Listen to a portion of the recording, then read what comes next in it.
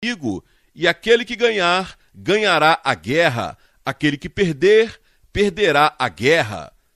Talvez devêssemos agir da mesma forma nas guerras atuais. Isso seria como o presidente Van Thiel do Vietnã do Sul desafiando o Ho Chi Minh do Vietnã do Norte para uma luta pessoal. Quem ganhasse a luta ganharia a guerra. Isso nos pouparia uma porção de dificuldades, muito dinheiro e um grande número de vidas.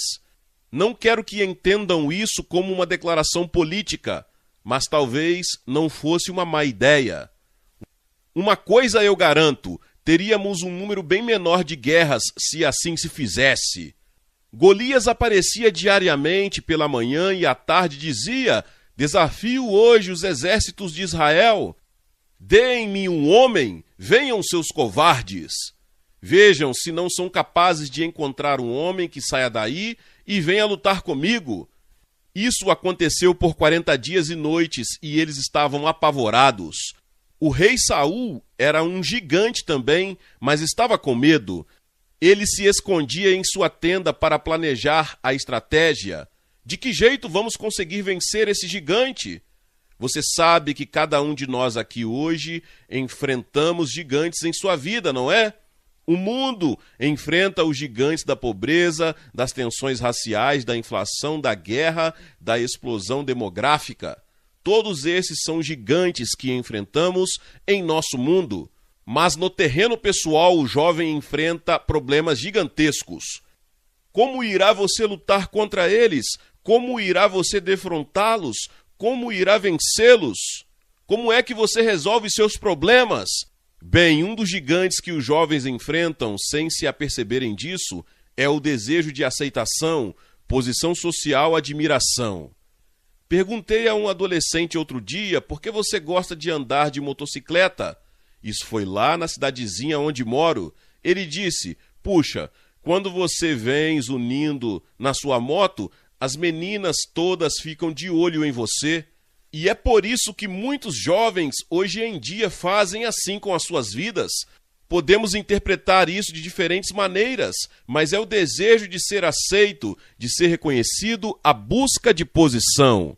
Em segundo lugar, há um outro gigante do qual você talvez não tenha consciência, um grande gigante que você enfrenta na vida, e esse é um anseio de segurança. Os jovens podem se rebelar, e a maior parte deles atravessa um período na vida e na última fase da adolescência, quando são um pouco rebeldes. Seus pais poderão ter ou não consciência disso, mas há um período quando você começa a se desligar um pouco de seu pai e de sua mãe, de modo que surge uma rebelião natural. Às vezes se torna rebelião violenta. Se os pais souberem tratá-la devidamente, e se os jovens compreenderem o que está acontecendo no terreno fisiológico, psicológico, espiritual, filosófico, então a transação se fará de modo suave. A maioria dos pais não examina devidamente o problema, nem toma tempo para compreendê-lo, e então se verifica uma rebelião radical e violenta.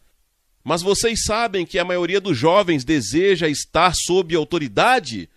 Vou a algumas universidades e a alguns colégios em que não há regulamento. Tudo é permitido e a gente encontra ali as pessoas mais felizes e de aspecto mais deprimido. Tenho ido às outras universidades e colégios nos quais o quadro já é bastante diferente. Ou tomemos algumas das academias militares como West Point ou Anápolis. Ben Fairchild está aqui na plataforma. Ele era chefe dos capelões do Vietnã quando lá estive e organizou o meu itinerário quando eu estava pregando às tropas há 2 anos. Ele lhes dirá: eles têm 1000 regras nessas academias que, a meu ver, nada significam. Perguntei-lhes: por que vocês têm tantos regulamentos sobre tudo? Eles responderam: estamos ensinando disciplina. Aqueles jovens procedentes dos nossos melhores lares estão felizes porque têm sob si autoridade e têm disciplina, pois a verdade é que fomos feitos para elas. E é por isso que é tão importante colocar-se sob a autoridade da soberania de Cristo. Esta é também a razão porque muitos jovens não querem Cristo. Eles não querem que se diga o que fazer. Jesus disse: você não pode servir a dois senhores, você tem que escolher.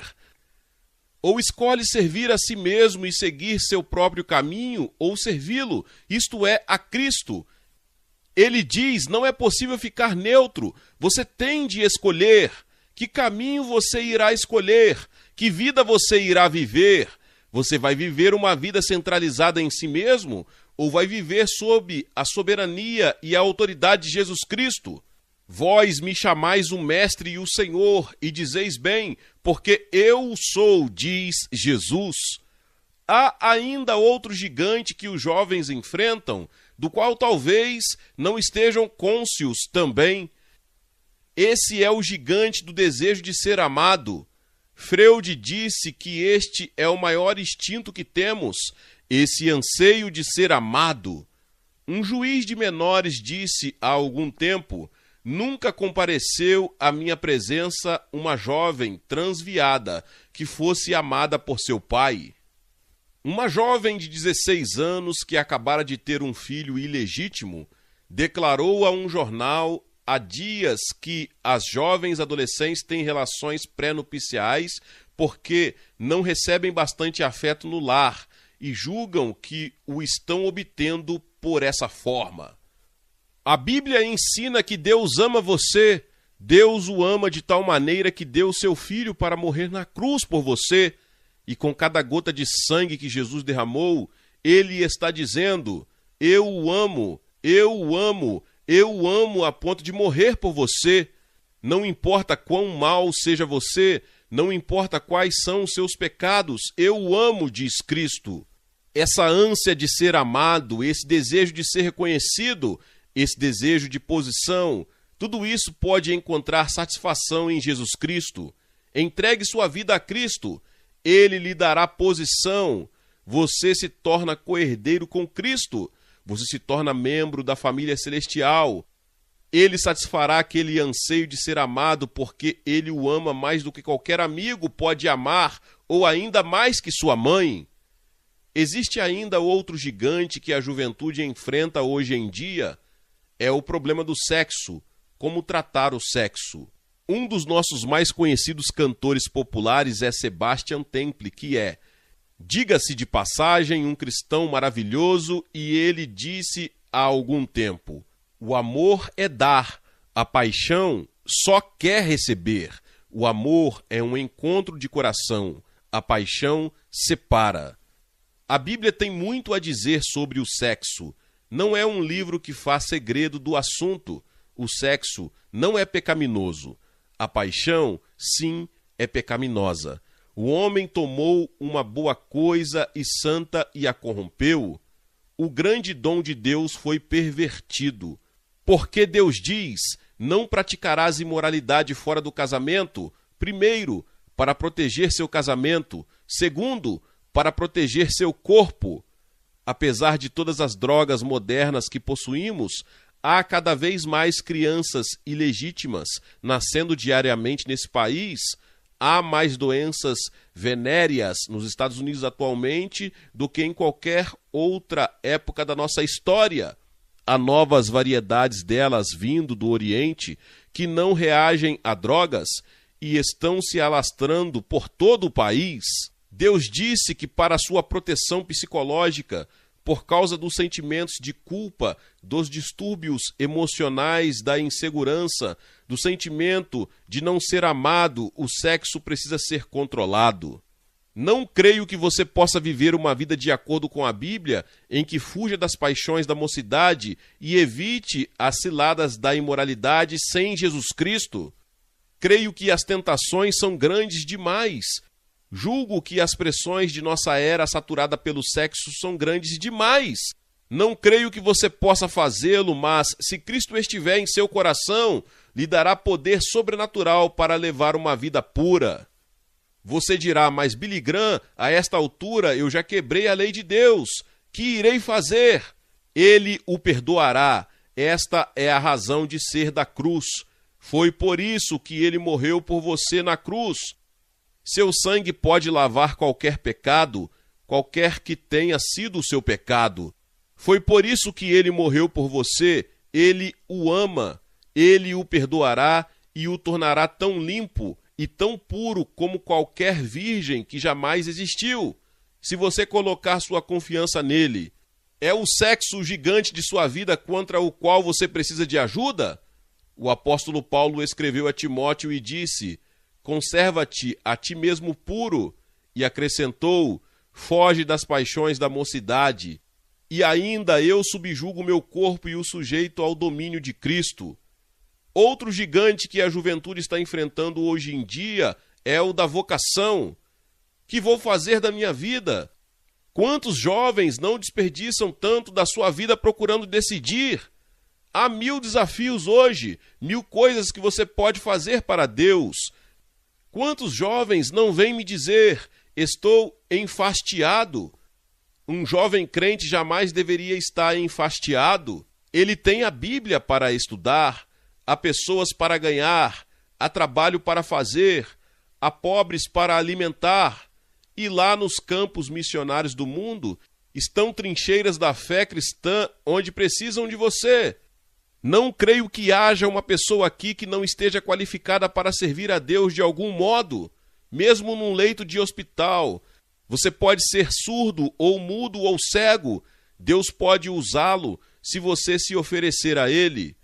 Muitos de vocês precisam preparar-se primeiro. Deus somente usa pessoas preparadas.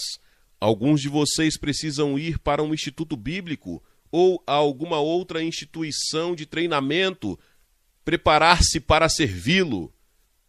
Existe ainda o problema da tentação. Que vou fazer com a tentação? Sabe como Jesus venceu a tentação? Ele se limitou a citar a Bíblia. Foi só isso que ele fez. Guardo no meu coração as tuas palavras para não pecar contra ti, disse Davi. E quando ele deixou de citar as Escrituras, a tentação o alcançou.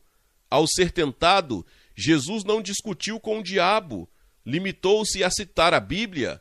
Esta é a razão por que lhes damos versículos para decorar cada noite, porque todos somos tentados diariamente. A tentação em si não é pecado. Quando cedemos à tentação, é que pecamos. Jesus citou a Bíblia ao diabo e o diabo fugiu. A Bíblia diz: resisti ao diabo. Como é que você resiste a ele? Você o faz com a espada do Espírito. A Bíblia é a sua arma. Ela é a palavra viva. Existe algo de sobrenatural na simples citação das Escrituras. Elas são a palavra inspirada de Deus. Daí a importância de decorar esses versículos e continuar a decorá-los, para que quando a tentação vier, você possa ter um texto bíblico para citar e o diabo fugir. Então esse gigante Golias saía para desafiar os exércitos de Israel, e todos tinham medo. Davi estava vigiando as ovelhas, ele não tinha idade para ir à guerra. Seus irmãos tinham ido lutar, mas quase não estavam lutando. Estavam ali acampados, ouvindo o gigante esbravejar, e todos morrendo de medo. Foi quando o pai de Davi chegou a ele e lhe disse: filho, quero que você vá onde estão nossos exércitos e leve alimento para dar a seus irmãos. Devem estar com fome. Davi foi, levando pão e grão tostado, e quando chegou lá com as provisões, ouviu aquele enorme gigante. A terra quase que tremia com a força da sua voz. Ele dizia: desafio os exércitos de Israel, mandem aqui um homem para lutar comigo. Davi perguntou: quem é esse indivíduo a desafiar os exércitos do Senhor Deus? Quem é aquele sujeito? Eles responderam: é Golias. E acrescentaram: é o maior homem do mundo, o mais forte do mundo. Davi indagou: por que não sai alguém para lutar com ele? Eles responderam: estamos todos com medo, nunca venceremos. Ele nos mataria a todos. Davi olhou para o gigante e disse: eu vou combatê-lo. Seus irmãos riram dele e zombaram, e escarneceram, e os soldados todos riam. Olhem só, um garoto como você lutar com um gigante daquele? Você está doido? Não faça papel de bobo, procurando exibir-se. Davi pediu: levem-me ao rei Saul. Eu me ofereço para lutar com o gigante. Levaram-no então ao rei Saul, e o rei Saul disse: nada disso, você é um menino. Não posso mandá-lo combater Golias, pois os nossos maiores guerreiros têm medo dele. Ele vai cortar sua cabeça com aquela enorme espada. Davi disse: majestade, quando eu estava certa feita vigiando meu rebanho, apareceu um urso, matei-o. Com as minhas mãos desarmadas, Deus me ajudou a matá-lo. Um leão veio para apanhar uma ovelha de outra feita, e Deus me ajudou a vencer o leão com as mãos vazias. O mesmo Deus que me ajudou a vencer o urso e a matar o leão, irá me ajudar na luta com Golias, porque não se deveria permitir que ele desafiasse os exércitos do Senhor Deus. Saul disse: está bem, se você está mesmo disposto a ir, vá. Mas você não tem nenhuma armadura, você não tem espada, você não tem nenhuma arma. Tome as minhas. Saul vestiu com sua armadura, mas Davi era um homem de fé viva. Devia ter tido muita fé quando enfrentou o urso. Temos ursos lá onde eu moro, e eu não gostaria de sair e dar de cara com um deles. Isso deve ter exigido muita fé. Tarzan tinha uma faca, mas Davi não tinha sequer uma faca quando enfrentou aquele leão, mas ele derrotou-o. Você já experimentou agarrar um leão pela juba e lutar com ele? Pois foi isso que Davi fez. O fato é que a sua força espiritual havia sido devolvida secretamente e alimentada na solidão. Ele havia se decidido a viver para Deus lá no deserto, sob as estrelas, e resolveu que iria servir a Deus desde cedo. Que magnífico salmo é o que foi lido há pouco. Davi o escreveu. A maior parte dos salmos foram escritos por Davi, e muitos deles foram escritos quando ele era um jovem pastor, sob um céu estrelado, com seu pensamento em Deus. Aqui em Nova York, a gente quase não vê as estrelas à noite. Você só as vê na televisão. Quando os astronautas estão circundando a Lua, você tem uma visão das estrelas. Mas lá na solidão do deserto, será que você jamais fica a sós com Deus? Você procura uma oportunidade de estar a sós com Ele? Você dirá: Billy Graham, você está brincando. Com meus 5 filhos em meu apartamento, como estar a sós com Deus? Conheço uma senhora com 12 filhos, morando num apartamento em Londres. Ela disse que quando queria estar a sós com Deus, apanhava o avental e o colocava sobre a cabeça, e então ali, a sós, orava. Você pode ficar a sós.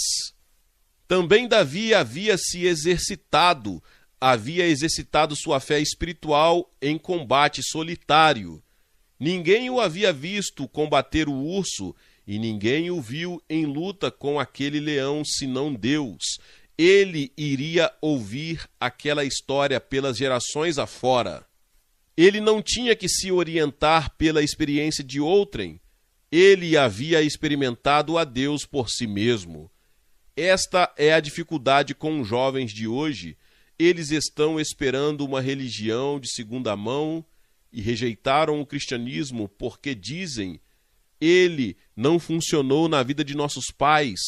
Meus pais são grandes hipócritas. O cristianismo não deu resultado com eles. O que você vê por aí é uma caricatura do cristianismo.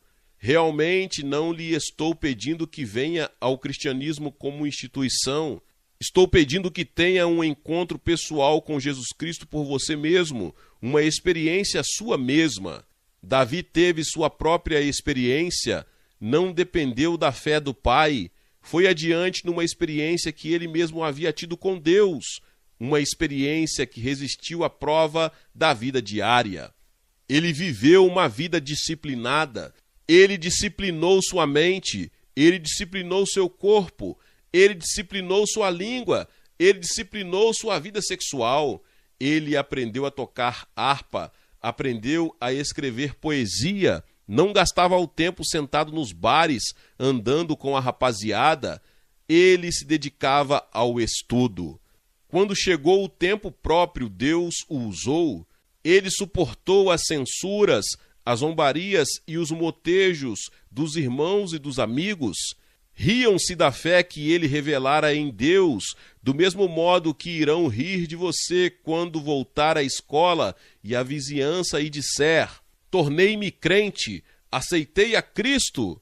Alguns dos nossos amigos irão abandoná-lo e você terá de fazer novas amizades, mas Deus as proverá. Deus provará você por algum tempo, como fez com Davi. O urso poderá vir, o leão poderá aparecer e Deus irá dizer: muito bem, aqui está a grande prova. Eu ajudarei você se você me deixar fazê-lo. E Deus o ajudará nessas provas, e quando você atravessá-las, então virá a grande prova e depois a vitória. Você não estará dependendo de ninguém e se achará com 1000 novos amigos em todo o mundo com os quais nem sonhava e que são seus irmãos e irmãs. Você fala em irmãos de alma. Quando você vem a Cristo, tem um bom número deles.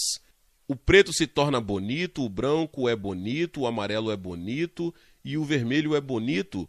Tudo é bom quando você vem a Cristo.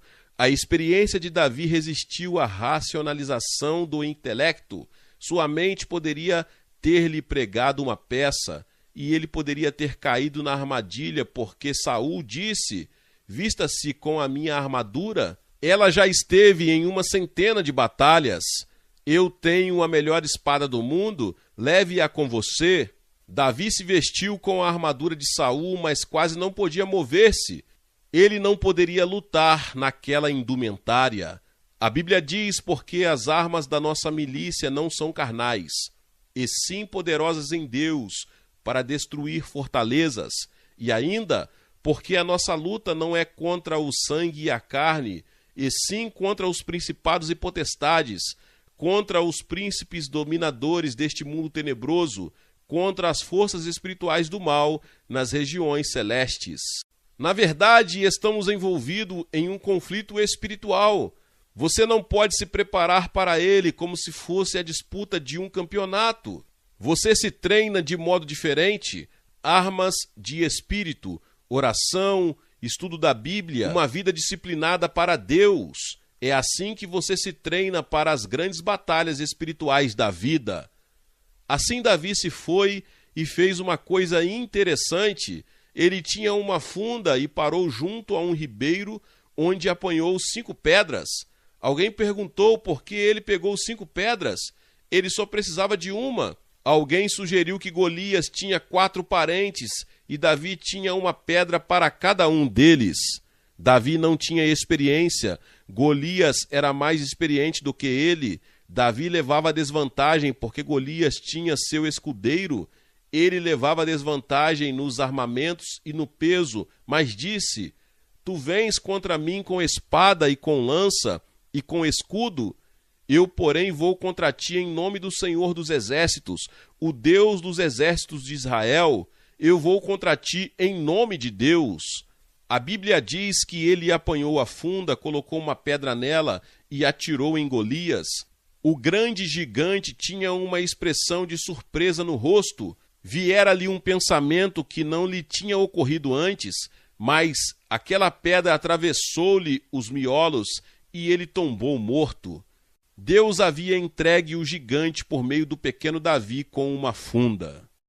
Pois esta história tem uma aplicação espiritual para você.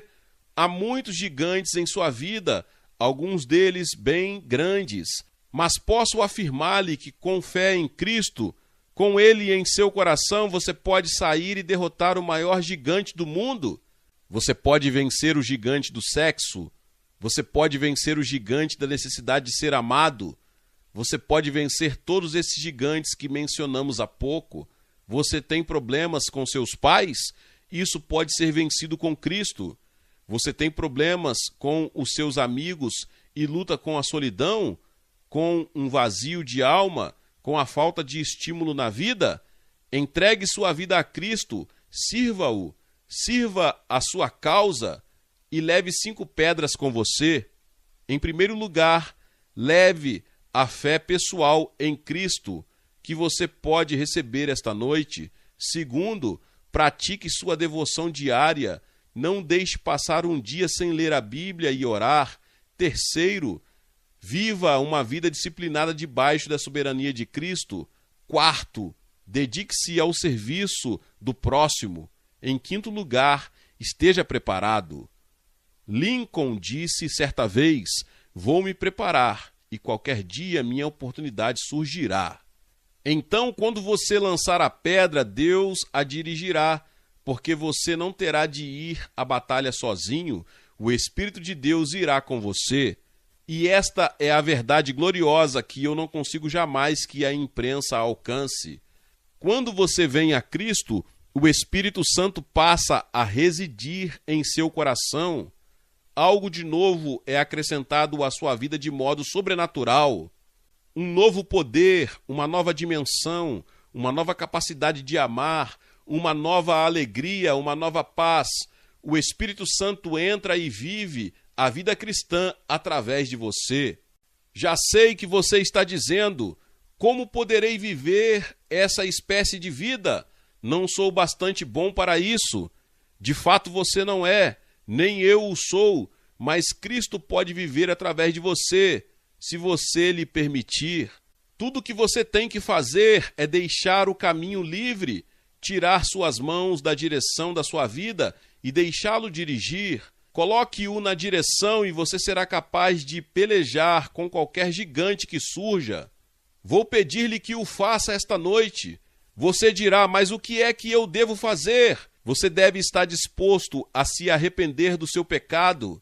Arrepender-se significa mudar sua mente, voltar-se do pecado. Significa dizer: ó Deus, pequei, fracassei, eu me entristeço com isto, perdoa-me, estou pronto a mudar. Em segundo lugar, significa receber a Cristo como seu Senhor e Salvador, seu único Salvador, não confiando em suas boas obras, nem confiando em sua filiação a uma igreja, mas confiando na pessoa de Jesus Cristo. Em outras palavras, tendo a sua própria experiência com Cristo, significa que você está disposto a obedecê-lo e servi-lo e segui-lo. Você está pronto a fazê-lo esta noite? Você poderá ser membro de alguma igreja ou talvez não o seja, mas esta noite gostaria de receber a Cristo porque tem alguns gigantes na sua vida e gostaria que Cristo o socorresse. Você gostaria que ele perdoasse os seus pecados, você gostaria de recebê-lo como seu Senhor e Salvador e gostaria de sair daqui com Cristo no coração. Se você está pronto a dizer isso e a fazer isso, seja católico, protestante ou judeu, ou talvez não tenha religião nenhuma, mas quer ter Cristo no coração, desejo que se levante e venha aqui para a frente desta plataforma e diga com esse passo: eu recebo a Cristo, quero o perdão dos meus pecados, quero uma nova vida. Mas você pode estar se perguntando: por que você pede para mim vir publicamente aqui à frente? Vou lhe dizer algo. As pessoas que Jesus encontrou no Novo Testamento, ele falou com eles publicamente, e Jesus morreu publicamente por você naquela cruz. Quando você vier aqui à frente, eu vou fazer uma oração por você, eu vou te dar uma palavra, e no final vou te dar uma literatura, um livro, para que abençoe sua caminhada cristã. Em o nome de Jesus, venha, levante seu lugar, entregue sua vida a Cristo nesta noite, em nome de Jesus. Glória a Deus, louvado seja o nome do Senhor. Que palavra poderosa. Talvez você chegou até aqui e ouviu esta palavra e ainda não é inscrito aqui no canal. Se inscreva aqui no canal e ative o sininho das notificações. Todos os dias são postados vídeos abençoados aqui no canal para te abençoar. Deixe também o seu like e não se esqueça de compartilhar esta palavra com mais pessoas. Meus irmãos e minhas irmãs, nos vemos nos próximos vídeos. Amém. A Igreja Boas Novas em Guarabira convida você a se tornar um patrocinador desse canal e da obra missionária em Guarabira, com a sua melhor oferta, para que possamos fazer mais e melhor. Por ser um ministério independente, sua participação é muito importante para a expansão do Evangelho do nosso Senhor Jesus Cristo. Plante a sua semente de fé através do número da conta ou da chave Pix. Nós pegamos o nome dessa pessoa e colocamos no caderno de oração. Vamos para a mensagem de hoje. From our archives, the Billy Graham Classic. Agora, essa noite, quero que você abra comigo em Jó, capítulo 14 e versículo 14. Jó, capítulo 14 e versículo 14. Agora, Jó está no Antigo Testamento e é o livro mais antigo do mundo. Não existe nenhum livro conhecido no mundo tão antigo quanto o livro de Jó. E ainda assim, Jó faz uma pergunta que tenho certeza que perturba muitos de vocês esta noite. Ele faz uma pergunta com a qual todo grande filósofo já lutou. Ele faz uma pergunta com a qual todo grande pensador e intelectual de algum momento em sua vida já se debateu sobre isso. Ele faz a mesma pergunta que um dos maiores cientistas desse país me fez há cerca de 3 semanas. Ele disse que a ciência não sabe nada sobre isso, mas disse: estou perturbado e preocupado com isso. Aqui está a questão. Se um homem morrer, ele viverá novamente? Se um homem morrer, ele viverá de novo? O problema da morte e da vida, ou vida e morte. Você nunca pensou sobre isso? Você foi a um funeral por alguns momentos e você ficou solene, pensativo? Naquela noite você volta, vai para a cama, pensa sobre isso. Um dia desses vão levar-me ao cemitério. Eles estarão dizendo algumas palavras sobre mim. Esse é o fim? Está tudo acabado? Você sabe o que a Bíblia diz? A Bíblia diz que há hora de nascer e hora de morrer. O nascimento é um acontecimento feliz. A morte é um acontecimento trágico e temos lágrimas. Você pega o 5º capítulo de Gênesis e verá a lista de todos aqueles homens que viveram até a velhice. Adão viveu 930 anos, mas morreu. Matusalém viveu 969 anos, mas morreu. Li outro dia sobre um homem no Brasil que dizem ter vivido 134 anos, mas morreu. No final de cada vida está a morte. A vida é muito breve. A Bíblia diz que é uma história contada ligeiro. É uma lançadeira de tecelão. É uma flor que murcha. É como a grama que murcha. Henry Watson expressou isso uma vez quando disse: a arte é longa e o tempo é passageiro, e nossos corações, embora fortes e corajosos, ainda como tambores abafados, estão batendo marchas fúnebres até o túmulo. E é exatamente para onde todos estamos indo. Está designado ao homem morrer uma vez. Você morrerá e não viverá outra vez. Agora, a pergunta é: você está pronto para encontrar com Deus? Porque a Bíblia diz: está ordenado ao homem morrer uma única vez, vindo depois disto o julgamento. Há algo após a morte de acordo com este livro, a Bíblia Sagrada. Agora, novamente digo que não posso provar isto em um laboratório científico, mas este livro ensina, de Gênesis a Apocalipse, que esta vida é apenas uma preparação para a eternidade. Existe outra vida. O Antigo Testamento ensina isso, o Novo Testamento ensina isso. Jesus ensinou isto, os apóstolos ensinaram isso. Se o homem morrer, ele viverá novamente? Essa é a pergunta que Jó faz. Essa é a pergunta que bilhões de pessoas estão fazendo esta noite. E a resposta da Bíblia é um retumbante sim. Existe sim uma vida após a morte. Se um homem morrer, ele viverá novamente?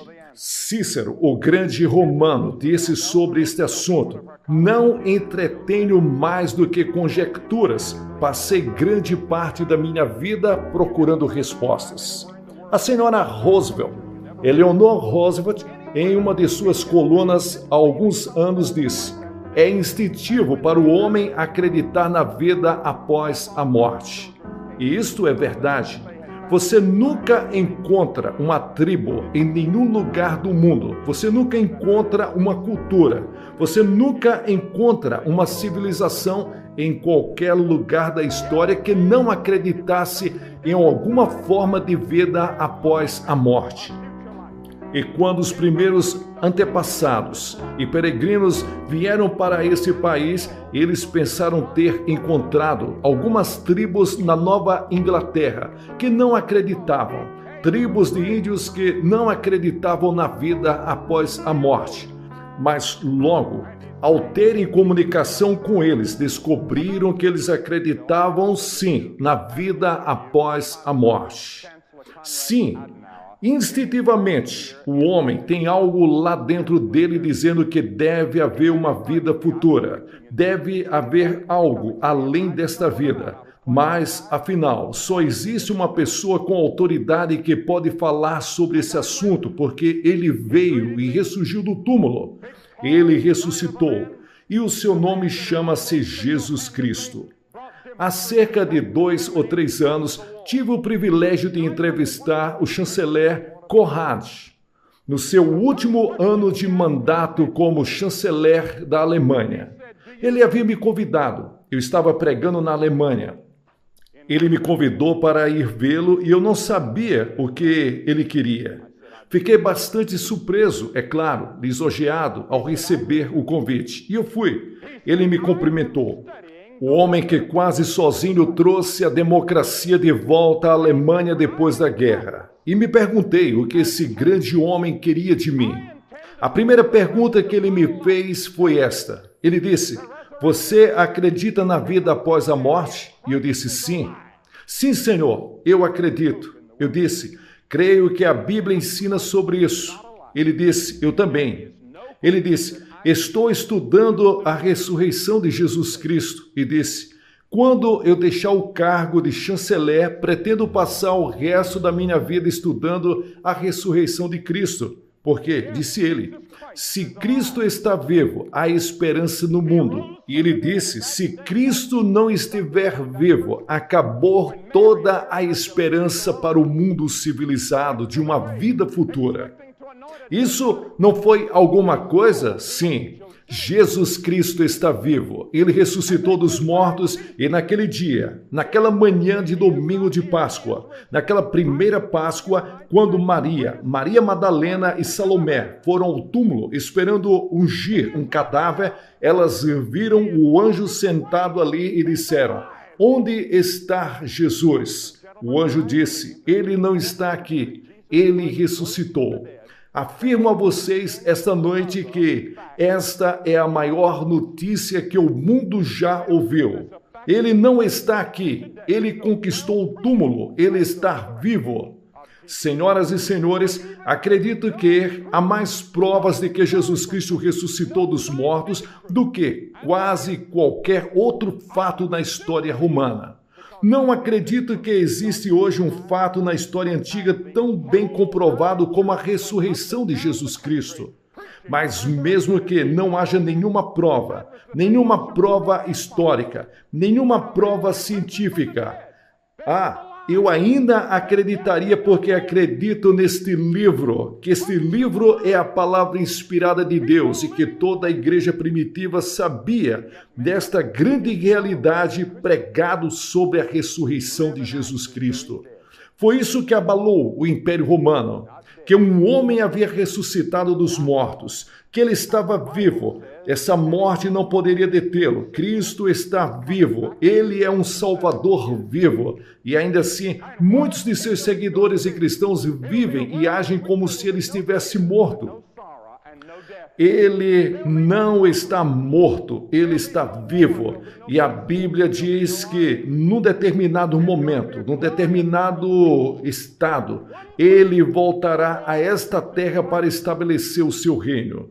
E que reino será? Será um mundo em que não haverá lágrimas, nem tristeza, nem morte. Não haverá sofrimento, não haverá guerra, não haverá forças policiais, não haverá exércitos. Será um mundo glorioso governado por uma pessoa chamada Jesus Cristo. Ele está vivo.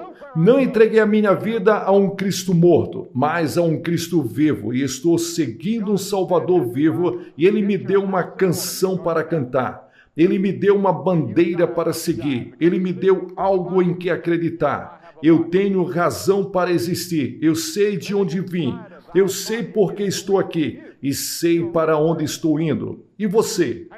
Deus disse, Ezequias, ponha a sua casa em ordem. Você vai morrer. Agora você e eu vamos morrer. Por quê?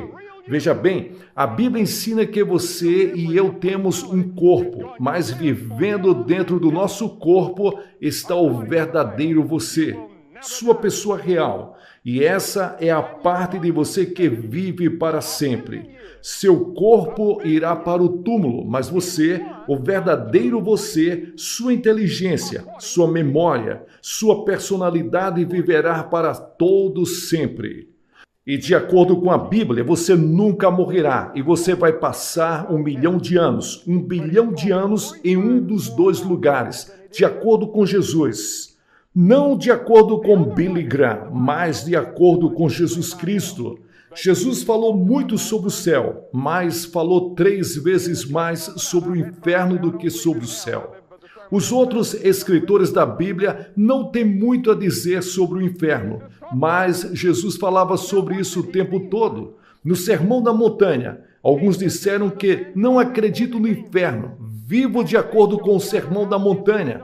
Bem, você nunca leu o Sermão da Montanha. Jesus falou sobre isso. Agora, o que ele quis dizer com isso? Ele disse: o Filho do Homem enviará os seus anjos e eles colherão de seu reino todas as coisas que ofendem e os que praticam iniquidade e os lançará na fornalha de fogo e ali haverá choro e pranto e ranger de dentes. O que ele quis dizer com isso?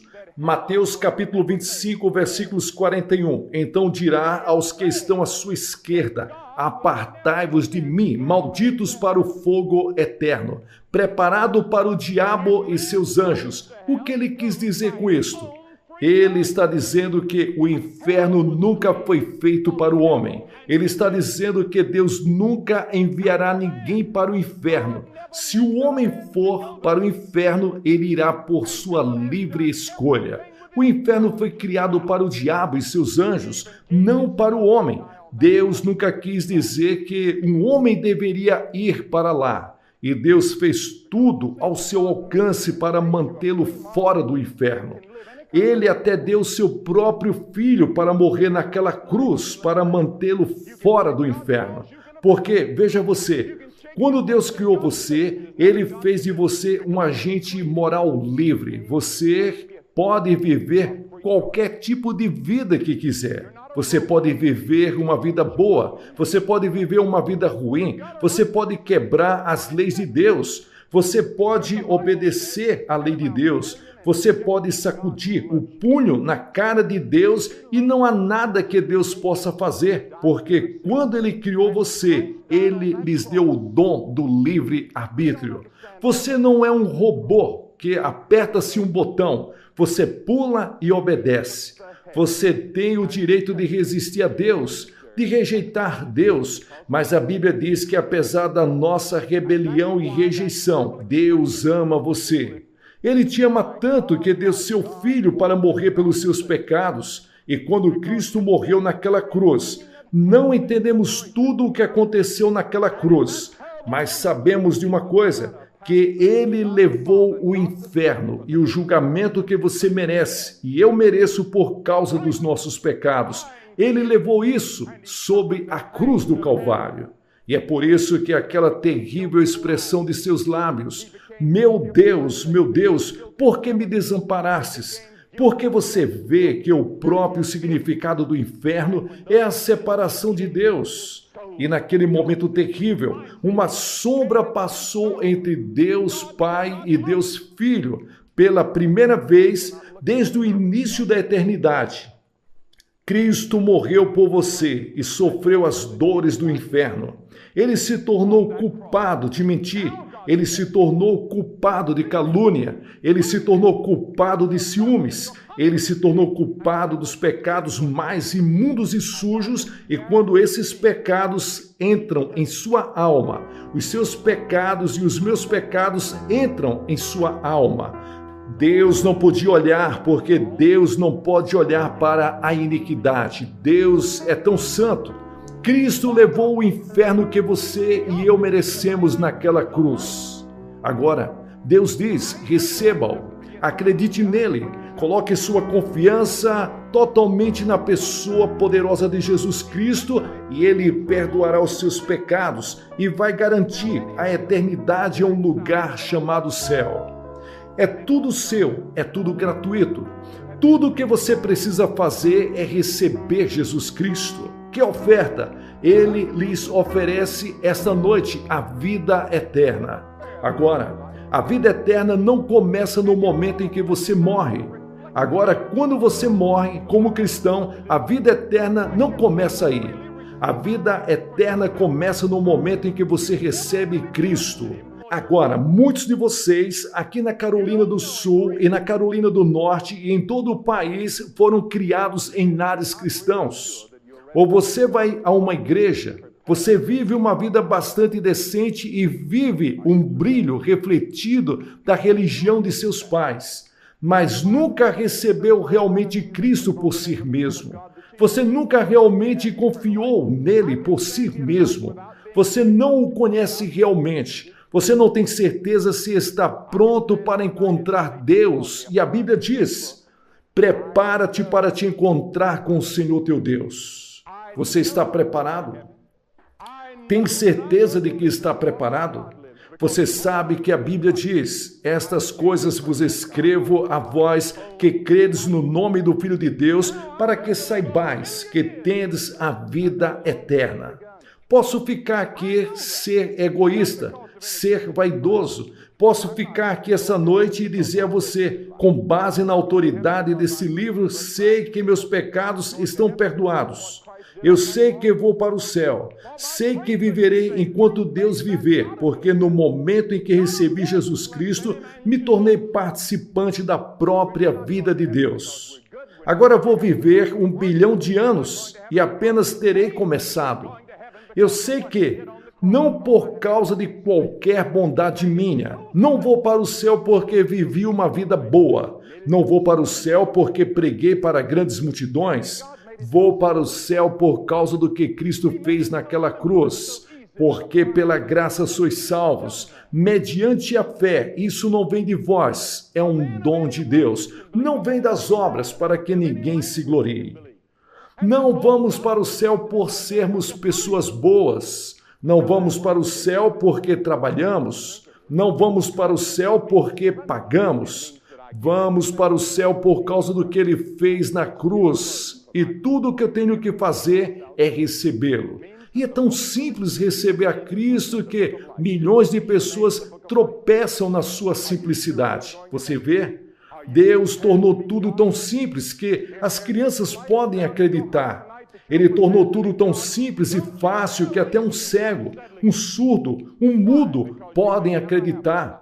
Um homem de qualquer raça pode acreditar. Um homem de qualquer nacionalidade, de qualquer língua pode crer. E isso é tudo o que Deus diz, que você precisa se chegar a Jesus Cristo. Apenas acredite. Agora, essa palavra acreditar é um pouco mais do que você pensa. Significa compromisso, significa rendição, significa que dou tudo o que tenho a Jesus Cristo e confio somente nele para o meu perdão e a minha salvação.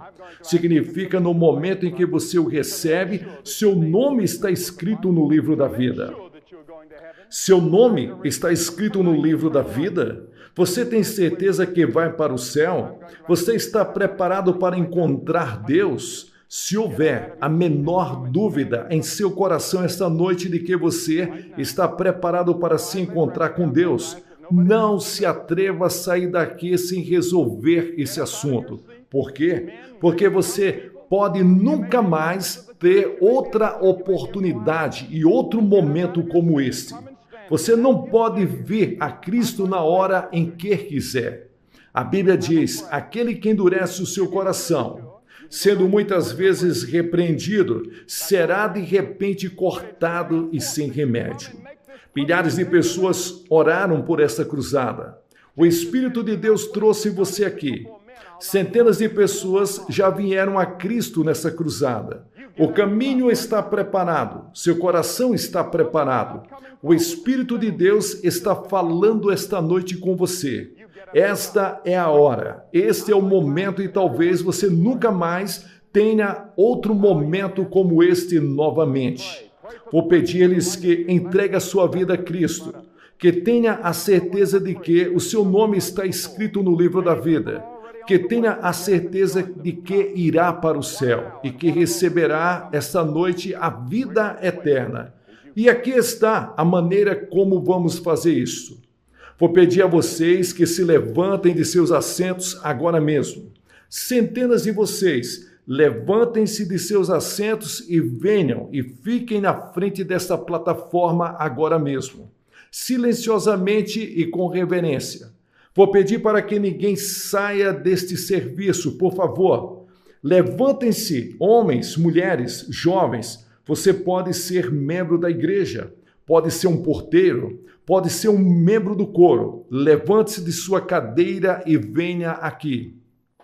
E depois que você estiver aqui, terei uma palavra a você. Farei uma oração. Lhes darei alguma literatura e você poderá voltar e se juntar aos seus amigos. Isso é tudo que há para fazer. Mas é muito importante que você venha e faça essa declaração pública. Jesus disse que, se você não estiver disposto a reconhecer Ele diante dos homens, Ele não o reconhecerá diante de seu Pai que está nos céus.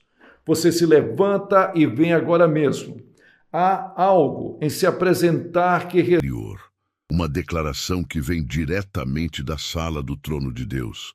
Uma verdade que cancela o decreto da escassez sobre a sua vida. A verdade é que Deus não te abandonou nesse lugar. Ele não se esqueceu de você no meio da sua luta financeira. E a estação da humilhação está chegando a um fim. Antes de explorarmos a profundidade da promessa de restituição de Deus, quero lhe fazer uma pergunta muito pessoal. Você já se sentiu definido por sua condição financeira? Já sentiu que sua falta de recursos diminuiu o seu valor aos olhos dos outros, ou até mesmo aos seus próprios olhos? Se você já travou essa batalha interna, comente aqui embaixo com coragem. Minha identidade está em Cristo, não na minha conta bancária. Para compreendermos a promessa de restituição, precisamos primeiro desmantelar uma mentira fundamental que o inimigo usa para manter os filhos de Deus em cativeiro financeiro. A mentira de que a pobreza ou a luta financeira é um sinal do desfavor de Deus ou de uma espiritualidade inferior. Esta é uma teologia cruel e distorcida que mede o amor de Deus pela abundância material. A Bíblia, na verdade, nos mostra uma realidade muito mais complexa e profunda. Ela nos mostra que Deus permite estações de aperto e de deserto na vida de seus servos mais fiéis, não como punição, mas como preparação.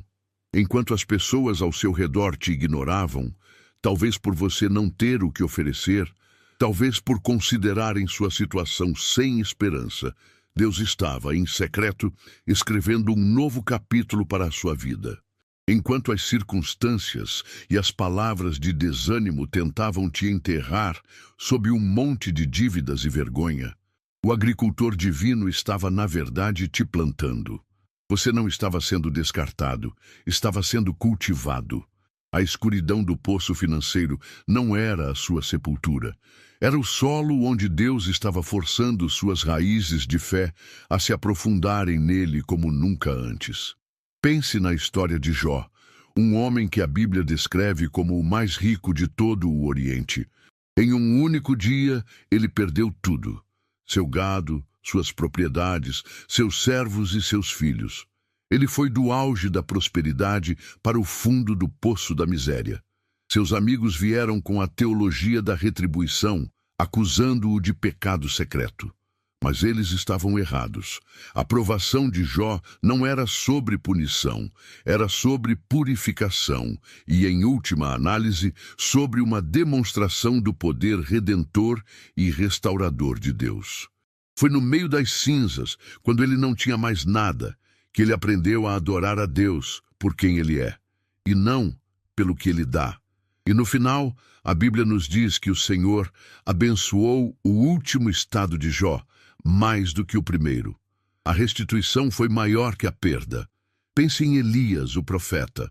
No meio de uma fome severa que ele mesmo profetizou, Deus não o enviou para um palácio, mas para o ribeiro de Querite, onde ele era alimentado por corvos, um meio de provisão humilde e improvável.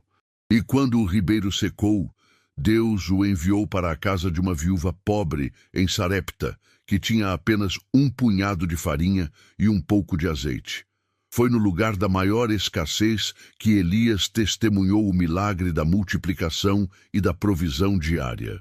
Deus frequentemente nos leva a lugares de dependência total para nos ensinar que Ele é a nossa fonte e não o nosso contra-cheque, não a nossa empresa, não a nossa rede de contatos.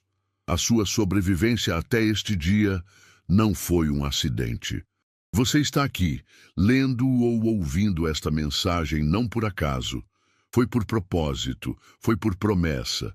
Foi porque Deus ainda tem algo grande para fazer na sua vida, e Ele não permitirá que a arma da escassez destrua o seu plano. A dor que você sentiu, a humilhação que você suportou, as noites em que você se perguntou como pagaria as contas no dia seguinte, nada disso foi em vão. Deus estava usando a pressão da escassez para espremer de você a autossuficiência, o orgulho e a confiança no sistema deste mundo. Ele estava te ensinando a orar com mais fervor, a depender com mais intensidade e a buscar o reino de Deus e a sua justiça em primeiro lugar, com a promessa de que todas as outras coisas seriam acrescentadas. A declaração de fé que o céu está liberando sobre você hoje é esta: a escassez acabou. O tempo de aperto, o tempo de humilhação, o tempo de viver sob o peso esmagador das dívidas está chegando ao fim. Deus não apenas vai te tirar do poço, Ele vai restituir tudo o que te foi tirado. A palavra restituir é uma palavra poderosa. Não significa apenas devolver. Significa restaurar a um estado ainda melhor do que o original. É o que Deus fez com Jó. E Ele vai fazer isso com honra. A mesma situação que lhe causou vergonha se tornará o palco para a manifestação da glória e da provisão de Deus em sua vida. Aqueles que riram de você, que duvidaram de você, que te descartaram, serão forçados a testemunhar a fidelidade do seu Deus. A sua história de luta está prestes a se tornar uma história de redenção. O seu lamento está prestes a se transformar em um testemunho. A longa noite de escassez está terminando, e o amanhecer da restituição de Deus está raiando sobre a sua vida agora. Quando falamos sobre a promessa de restituição de Deus, é crucial que nossa perspectiva seja calibrada pela sabedoria do céu e não pelos valores do mundo. Muitas vezes, ao ouvir que Deus vai restituir nossas finanças, nosso foco se torna limitado e, francamente, um pouco superficial. Pensamos apenas em números, em saldos bancários, em pagar as dívidas e em ter o suficiente para comprar as coisas que desejamos. E embora a provisão material seja, sim, uma parte da bênção de Deus, A restituição que ele promete é infinitamente mais profunda, mais rica e mais abrangente. A promessa de Deus não é apenas sobre dinheiro, é sobre a restauração da paz que a preocupação financeira roubou. É sobre a devolução da dignidade que a humilhação da dívida corroeu. É sobre a manifestação de milagres em áreas onde não havia absolutamente nenhuma saída humana. Acima de tudo, é uma declaração retumbante do céu, que ecoa no seu espírito e silencia todas as vozes de acusação, dizendo: Eu ainda sou o teu provedor. Eu sou o Jeová Jiré, e a minha natureza não mudou. Vamos primeiro abordar a questão da paz. Uma das armas mais eficazes da escassez não é a falta de coisas, mas a ansiedade que ela gera. A preocupação constante com as finanças é um ladrão de alegria, um assassino do sono e um veneno para a nossa comunhão com Deus. Jesus abordou isso diretamente no Sermão do Monte, em Mateus, capítulo 6. Ele nos ordena: Não andeis cuidadosos quanto à vossa vida, pelo que haveis de comer ou pelo que haveis de beber, nem quanto ao vosso corpo, pelo que haveis de vestir.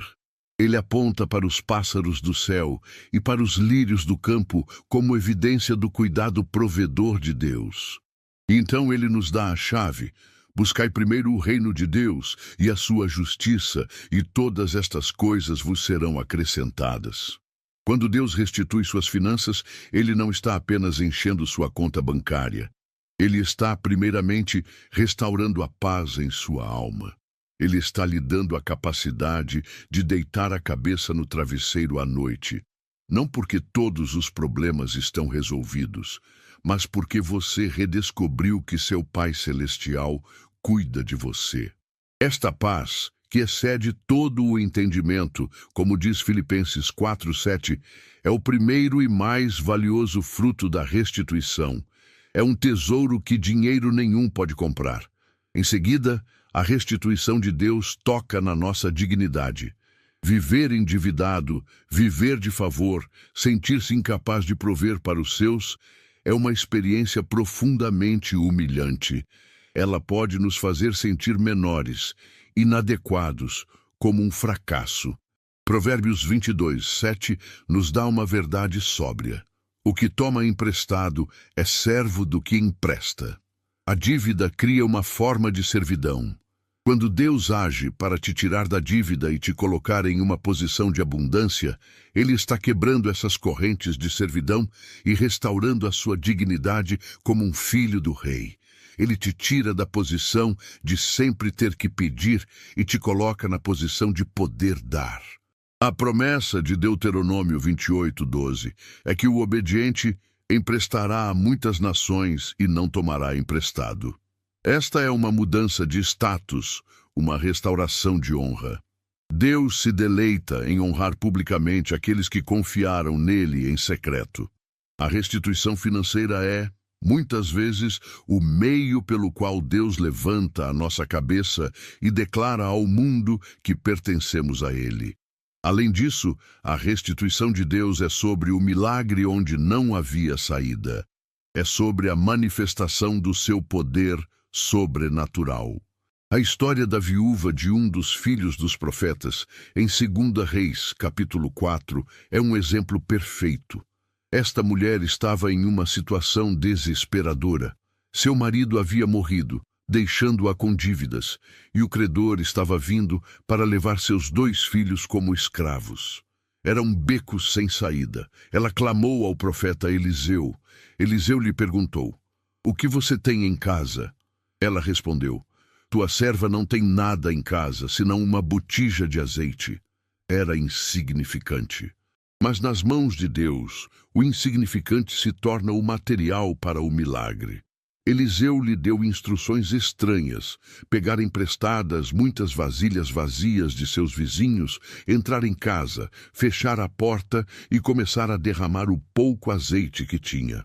E enquanto ela obedecia, o azeite se multiplicou milagrosamente até que todas as vasilhas estivessem cheias. Com o azeite, ela pôde pagar sua dívida, e viver do resto com seus filhos.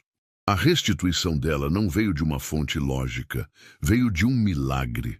Deus não está limitado às leis da economia humana. Ele pode criar provisão do nada. Ele pode multiplicar o pouco que você tem. Ele pode abrir uma porta que ninguém pode fechar. A sua restituição pode não vir da maneira que você espera, mas ela virá de uma maneira que deixará claro que foi a mão de Deus que agiu. E tudo isso culmina na grande declaração que Deus quer gravar em seu coração: eu ainda sou o teu provedor. A palavra hebraica para esta revelação de Deus é Jeová Jiré, que significa o Senhor proverá. Este nome foi revelado a Abraão no Monte Moriá, no momento em que ele estava prestes a sacrificar seu filho Isaque, e Deus proveu um cordeiro para o sacrifício. Deus estava ensinando a Abraão e a todos nós que ele é a fonte última de toda provisão. A sua estação de escassez foi permitida para que você pudesse conhecer a Deus não apenas como Salvador, como curador, mas de uma forma profunda e pessoal, como Jeová Jiré. Ele quer que sua confiança seja transferida dos sistemas do mundo para a suficiência dele. A restituição financeira, portanto, é menos sobre o dinheiro em si e mais sobre a revelação do caráter de Deus que ela produz em você. É para que no final da jornada você possa dizer com uma convicção inabalável: eu conheço Deus como meu provedor. Eu experimentei a sua fidelidade. Eu vi a sua mão milagrosa. A minha confiança não está mais em coisas incertas, mas no Deus vivo, que provê todas as coisas ricamente para o nosso aprazimento. Esta revelação é o verdadeiro ouro da restituição. A jornada da fé, especialmente no que diz respeito às promessas de Deus, raramente se desenrola de uma forma linear e lógica que a nossa mente humana possa prever. Há um elemento de mistério, um fator de confiança que é indispensável. E é por isso que, mesmo quando a palavra de restituição é liberada sobre a sua vida, pode haver um período de transição em que as circunstâncias externas ainda não refletem a realidade espiritual que já foi decretada. Neste momento, a promessa pode não fazer sentido. Você olha para o seu extrato bancário, para as pilhas de contas, para a falta de oportunidades, e a promessa de que a escassez acabou parece uma fantasia distante. Mas é precisamente aqui que a sua fé é chamada a operar em seu nível mais elevado. Você precisa entender que o que Deus está prestes a fazer em sua vida será tão grande, tão sobrenatural, que se você entendesse tudo de antemão, a fé não seria necessária. Você vai entender a lógica de Deus quando vir o que está por vir, e não antes. A fé não é ver para crer, é crer para ver. O profeta Isaías, no capítulo 55, versículos 8 e 9, nos dá a perspectiva de Deus sobre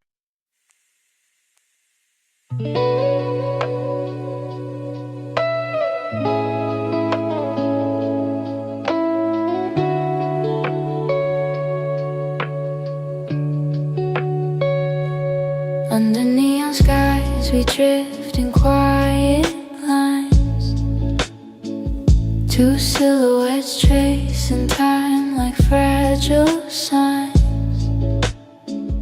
Your hand found mine with an unspoken plea, a pull so gentle it rewrote gravity. Every breath feels like a spark in the night, drawing constellations from your soft light. You're my starlit gravity, pulling close to me, a force unseen but setting my wild heart free. In every pulse, in every shimmering beam, you're the star living inside my heartbeat stream. city glow in midnight silver haze. You grounded every fear I tried to chase. You showed me love isn't loud or bold. Sometimes it's quiet, warm, and holds. When the world feels heavy and out of place, you lift the dark with your gentle grace. You're my starlit gravity, pulling close to me, a force unseen but setting my wild heart free. In every pulse, in every shimmering beat, you're the star living inside my heartbeat stream. If the cosmos falter, if the lights fall thin, I'll follow the orbit that leads to you again. No matter where the galaxies may sway, your gravity keeps me from drifting